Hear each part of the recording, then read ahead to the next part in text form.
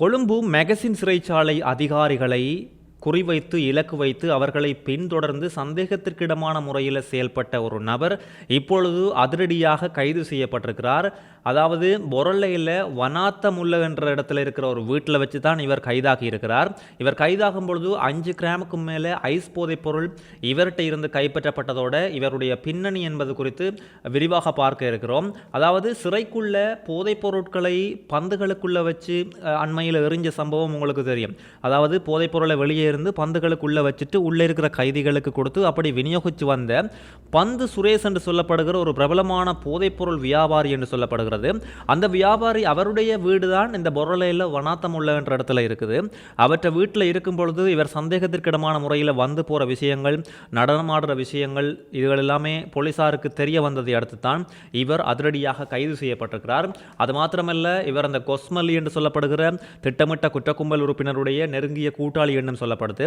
இவர்கிட்ட நடத்திய விசாரணைகளில் தான் இன்னும் நிறைய விஷயங்கள் அதிர்ச்சி தரக்கூடிய மாதிரியாக இருக்கின்றது. காரணம் என்னென்னு சொன்னால், சிறை அந்த கொழும்பு மெகசின் சிறைச்சாலையில் இருக்கிற அதிகாரிகளுக்கு உயிராபத்து ஏற்படுத்துகிற வகையில் தான் இவர்களின் திட்டமிடல்கள், செயல்பாடுகள் இருந்திருக்கின்றது. ஏனென்று சொன்னால், ஏதோ ஒரு முன் பகையை வச்சுக்கொண்டு தான் இந்த சம்பவம் பதிவாகி இருக்கிறது. அதோட அண்மையில் மெகசின் சிறைச்சாலையில் ஒரு கைதி ஒருவர் உயிரிழந்தார். முகமது அஸ்மான் ஷெரீஃப்டின் என்று சொல்லப்படுற ஒரு நபர் உயிரிழந்தவர் இந்த அண்மையில் நடந்த கலவரத்தில். அவருடைய கூட்டாளி என்னும் சொல்லப்படுகிறது. அதற்கு பழிவாங்கல் நடவடிக்கையாகத்தான் சிறை அதிகாரிகளை இவர்கள் டார்கெட் பண்ணி இப்பொழுது நோட்டம் விடுகிறார்கள் என்று சொல்லி போலீசார் சந்தேகம் வெளியிட்டிருக்கிறார்கள். இவற்றை டெலிஃபோனில் இருக்கிற ஃபோன் ரெக்கார்டிங், அதாவது இவர் எடுத்த வீடியோ ரெக்கார்டிங், ஃபோட்டோஸ், அதோட கோல் ரெக்கார்டிங் எல்லாமே இப்பொழுது போலீசார் வசம் இருக்கின்றது. இந்த ரெக்கார்டிங்கள், எடுத்த ஃபோட்டோ, வீடியோ எல்லாமே பார்க்கும்பொழுது சிறை அதிகாரிகளுக்கு உயிராபத்தை ஏற்படுத்துகிற மாதிரியாகத்தான் இருக்குன்னு சொல்லி போலீசார் உறுதிப்படுத்தி இருக்கிறார்கள். முன்னணி போதைப்பொருள் கடத்தல்காரர், போதைப்பொருள் வியாபாரி, போதைப்பொருள் மன்னன் என்று சொல்லியும் செய்திகளில் வருது. சிரான் பாசிக் என்ற நபர் துபாயில் கைது செய்யப்பட்டு இலங்கைக்கு அழைத்து வரப்பட்டிருக்கிறார். நேற்று இரவு தான் அழைத்து வரப்பட்டிருக்கிறார். கொழும்பு குற்றப்புலனாய்வு துறையில் இப்போ ஒப்படைக்கப்பட்ட நிலையில் 72 மணி நேர தடுப்பு காவல் உத்தரவு இவருக்கு பிறப்பிக்கப்பட்டிருக்கிறது. ஆனால் அதை தொடர்ந்து அவர் வெளியே வரத்துக்கான எந்த வாய்ப்புகளுமே இல்லை.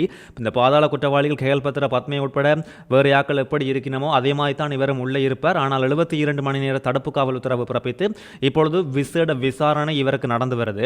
ஏர்போர்ட்டில் ரங்கின உடனேயே ஒரு துரிதமான ஒரு விசாரணை ஒன்று முன்னெடுக்கப்பட்டதோடு தான் அதுக்கு பிறகு 72 மணி நேர விசாரணை தடுப்பு காவல் என்று சொல்லி அறிவித்திருக்காங்க. இன்டர்போலால், அதாவது சர்வதேச போலீசாரால் சிவப்பு எச்சரிக்கை விடுக்கப்பட்ட நபரில் இவரும் ஒருவராக இருந்த நேரத்தில் இப்போ அரெஸ்ட் பண்ணப்பட்டு இங்கே வந்திருக்கிறார்.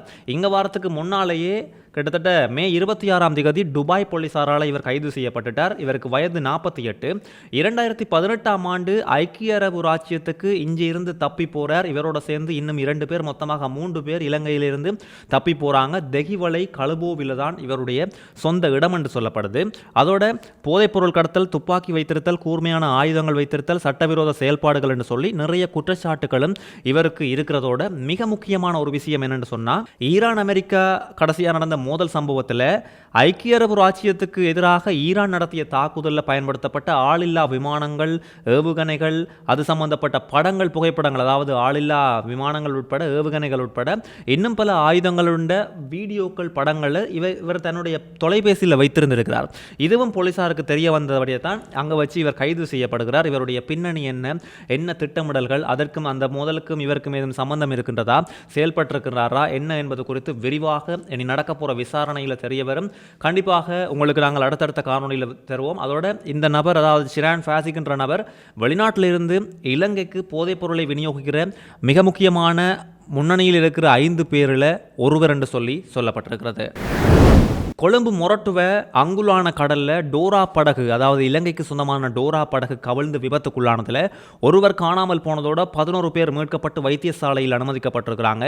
MI-17 பெல் 412 என்று சொல்லப்படுகிற 2 ஹெலிகாப்டர்களில் இப்போ மீட்பு பணிகள் தீவிரமாக நடந்து வருது. ஏற்கனவே 11 பேரை மீட்டு வைத்தியசாலையில் அனுமதிச்சிட்டாங்க. ஒருவரை காணவில்லை தானே. அவர் தொடர்பான மீட்பு பணிகள் இப்பொழுது துரிதமாக நடைபெற்று வருகிறது. தேடுதல் நடவடிக்கைகள் தொடர்ச்சியாக நடைபெற்று வருவதாக தெரிவித்திருக்கிறார்கள். இலங்கையின் திருகோணமலையில் பொது வைத்தியசாலையில் மிக நீளமான சிறுநீரக கல்லை அகற்றி வைத்தியர்கள் ஒரு முக்கியமான ஒரு சாதனையை படைத்திருக்கிறார்கள் சொல்லலாம். என்று சொன்னால் உலக அளவிலேயே கடைசியாக 2003 தான் பிரேசிலில் 1.9 கிலோகிராம் எடையுடைய ஒரு சிறுநீரக கல் ஒருவரிட்டிருந்து அகற்றப்பட்டது. ஆனால் இலங்கையில் திருகோணமலையில் பொது வைத்தியசாலையில் கிட்டத்தட்ட 3 கிலோகிராம் எடையுடைய கல், 3 கிலோகிராமும் 110 கிராமும் எடையுடைய மிக நீளமான சிறுநீரக கல் இப்போ நீங்கள் பார்க்கக்கூடிய மாதிரியாக இருக்கும். இதை அகற்றி இருக்கிறார்கள். 52 வயதுடைய நபருண்ட உடலில் இருந்து தான் இந்த சிறுநீரக கல்லை அகற்றி இருக்கிறார்கள். டாக்டர் பிரகலாதன் தலைமையிலான குழுவினர் தான் இந்த சிறப்பான விஷயத்தை அரங்கேற்றி இருக்கிறார்கள். நிறைய பேர் இப்போ இவர்களுக்கு வாழ்த்துக்களை கூறி வருகிறார்கள். காரணம் 2003 பிரேசிலில் நடந்த சம்பவத்துக்கு பிறகு இலங்கையில் இப்படி ஒரு சம்பவம் பதிவாகி இருக்கிறது. அந்த வைத்தியர்களுக்கு எங்கள் வாழ்த்துக்கள். மாணவர்களுடைய புத்தகங்கள், அதுவும் கிழக்கு மாகாணத்துக்கு போக வேண்டிய, கிழக்கு மாகாண பாடசாலைகளுக்கு போக வேண்டிய பள்ளி மாணவர்களின் புத்தகங்களை காணவில்லை என்று சொல்லி இப்பொழுது ஒரு முறைப்பாடு பதிவு செய்யப்பட்டது. அதாவது கிட்டத்தட்ட 8 லட்சம் ரூபா மதிப்புடைய புத்தகங்கள் லொரியில் ஏற்றி அனுப்பப்பட்ட நேரத்தில் காணவில்லை என்று சொல்லி முறைப்பாடு ஒன்று பதிவு செய்யப்பட்டது. அப்போ இப்படி ஒரு முறைப்பாடு வரைக்கும் ஒன்று அந்த வாகனம் விபத்துக்குள்ளாக இருக்கணும், இல்லாட்டி அந்த வாகனத்தில் இருந்து அந்த புத்தகம் கொண்டு விழுந்திருக்கணும். இந்த இரண்டுமே இல்லாமல் இப்பொழுது இன்னும் ஒரு அதிர்ச்சி தரக்கூடிய விஷயம் வந்திருக்கின்றது. அந்த புத்தகங்களை அந்த லொரி டிரைவர், அந்த லொரியை ஓடிய சாரதியே எடைக்கு விற்பனை செய்திருக்கிறார். 47,000 ரூபாவுக்கு விற்பனை செய்திருக்கிறார். யாருக்குன்னு சொன்னால் பழைய பேப்பர் வாங்குற கடை ஓனருக்கு தான் வித்திருக்கிறார். இப்போ 2 பேருமே கைதாகி இருக்கிறாங்க. அந்த லொரி டிரைவரும் கைதாகி இருக்கிறார், அந்த பழைய புத்தக கடை, அந்த பழைய பேப்பர் கடை உரிமையாளரும் கைதாகி இருக்கிறார். விசாரணைகளில் என்ன வெளிவந்திருக்கிறன்னு சொன்னால், இந்த புத்தகங்கள், இந்த 47,000 ரூபாய் கொடுத்து இந்த புத்தகங்களை வாங்கி அவர் எங்கே கொண்டே கொடுத்துருக்காருன்னு சொன்னால் பழைய பேப்பர்களை அரைக்கிற ஒரு தொழிற்சாலையில் கொண்டே வித்திருக்கிறாருன்னு சொல்லி விசாரணைகளில் தெரிய வந்திருக்கிறது. பேலியகொடையில் இருக்கிற ஒரு பேப்பர் கம்பெனிக்கு தான் இவர் வித்திருக்கிறார். விரிவான விசாரணைகள் இது தொடர்பில் முன்னெடுக்கப்பட்டு வருகிறது. இலங்கையில் எல்னினோ தாக்கம் அதிகரித்து வருது. இலங்கையில் மட்டுமில்லை, பல நாடுகளிலையுமே இந்த எல்னினோ தாக்கம் இப்பொழுது அதிகரித்து வர நிலையில் இதால் சிறுவர்கள், முதியவர்கள், நடுத்தர வயதினர், கர்ப்பிணி தாய்மார்கள் என்று சொல்லி நிறைய பேருக்கு பாதிப்புகள் வருதாம். எப்படின்னு சொன்னால் உடல் ரீதியான பாதிப்புன்றதை தாண்டி மன ரீதியான பாதிப்புகளும் வருது. காரணம் அதிகப்படியான கோபத்துக்கு ஆளாக்குவதற்கான ஒரு காரணமாக இந்த அதிகப்படியான வெப்பநிலை உணரப்படுவது ஒரு காரணமாக இருக்குன்னு சொல்லப்பட்டிருக்கிறது. கோபத்தை தூண்டும், சகிப்புத்தன்மை குறைதல் போன்ற செயல்பாடாட சண்டையை தூண்டும், அதாவது மோதல் நிலைமைகளை தூண்டுற மாதிரியான ஒரு விஷயம் இருக்குமாம். சிறுவர்கள், முதியவர்கள் எல்லாருமே இதால் பாதிக்கப்படுவாங்க. முக்கியமாக வாகன சாரதிகள் வீதிகளில் போய்கள் அதிக வெப்பநிலையை உணர்றபடியாக அதிக கோப நிலைக்கு தள்ளப்படுறதுக்கான வாய்ப்புகள் இருக்குன்னு சொல்லியும் சொல்லப்படுகிறது. இதுக்கு என்ன செய்யணும்னு சொன்னால் அதிகப்படியான நீர் இறந்தோனும், வெளியே போய்களில் தண்ணி போத்தில் கொண்டு போங்கன்னு சொல்லியும் வைத்தியர் ரூமி தெரிவிச்சிருக்கிறார். அதோட சிறுவர்கள், கர்ப்பிணி தாய்மார்களுக்கு நீரிழப்பு ஏற்படுவதற்கான வாய்ப்புகளும் இருக்குன்னு சொல்லப்பட்டிருக்கிறது. முக்கியமாக இதில் அவதானமாக இருக்கணும். என்னென்னு சொன்னால் எங்களுக்கு தெரியாமலே இந்த அதிக வெப்பநிலை உடலில் உணரப்படுறதால இப்படியான பாதிப்புகள், மன ரீதியான பாதிப்புகள் வரும் என்று சொல்லப்பட்டிருக்கிறது. ஆகவே அடிக்கடி தண்ணீர் இறந்துறது நல்ல விஷயம்.